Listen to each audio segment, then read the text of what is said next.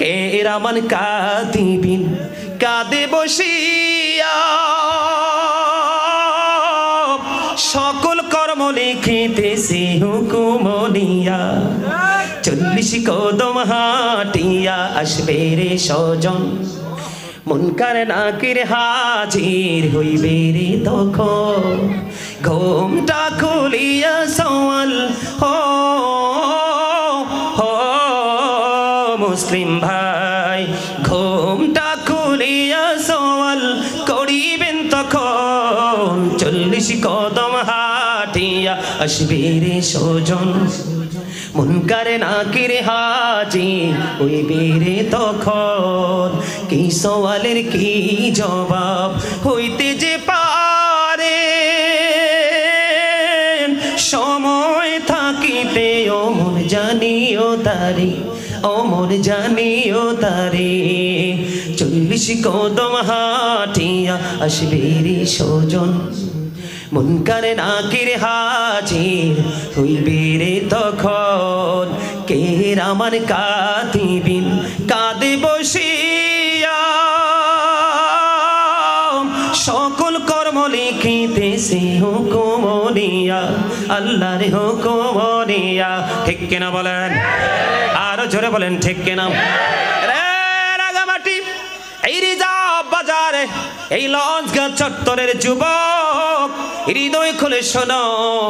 পৃথিবীর যত মানুষকে তুমি ভালোবাসবা কোন সিনেমার নায়ক কোন শিল্পী তার স্রোতে শয়তান তোমার ঈমান নিবে শেষ বেলায় কিন্তু মনে রাখবা নবীর সাথে প্রেমের ডোরি লাগাও নবীর স্রোত শয়তান ধরতে পারে না এর যুবকের দল ও বন্ধু তিরমিজি শরীফের মধ্যে এসেছে হাদিস খানা রে বান্দা যখন এক হাত পরিমাণ আল্লাহর দিকে এগিয়ে যেতে চায় আল্লাহ বলে আমি আমার বান্দার দিকে 2 হাত পরিমাণ কাছে চলে আসি বন্ধু ও বন্ধু তোমরা যখন আমল করবা আল্লাহ এত খুশি হয় রে ফেরেশতাদেরকে নিয়ে আল্লাহ রাব্বুল আলামিন প্রশংসা করে তোমাদের জিকির করতে থাকে এখন যদি কেউ আমাকে বলেন হুজুর আল্লাহ রাব্বুল আলামিন এখন কি করে আপনি বলতে পারবেন নি আমি বলবো আমি কনফিডেন্সলি বলতে পারবো আমি আমার মাওলার জিকির করতেছি আমার মাওলাও আমার জিকির করে জোরে জোরে সুবহানাল্লাহ রে যুবক আল্লাহ রাব্বুল আলামিন বান্দাকে কত ভালোবাসে তোমরা জানো না এই হাদিস শরীফটা বন্ধু অনেক লম্বা বান্দা যখন আল্লাহর দিকে বন্ধু হেঁটে হেঁটে যায় আমার আল্লাহ বান্দার দিকে আপন হওয়ার জন্য দৌড়ে চলে আসে বন্ধু জোরে জোরে সুবহানাল্লাহ বন্ধু প্রাণটা ভরা জিকির করো রে এগুলাই হলো তোমার পরকালের বাজার জোরে জোরে সুবহানাল্লাহ বন্ধু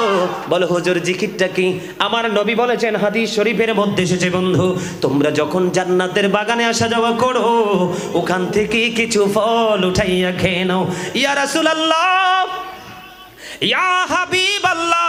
নবী গো এই ফলটা কি গো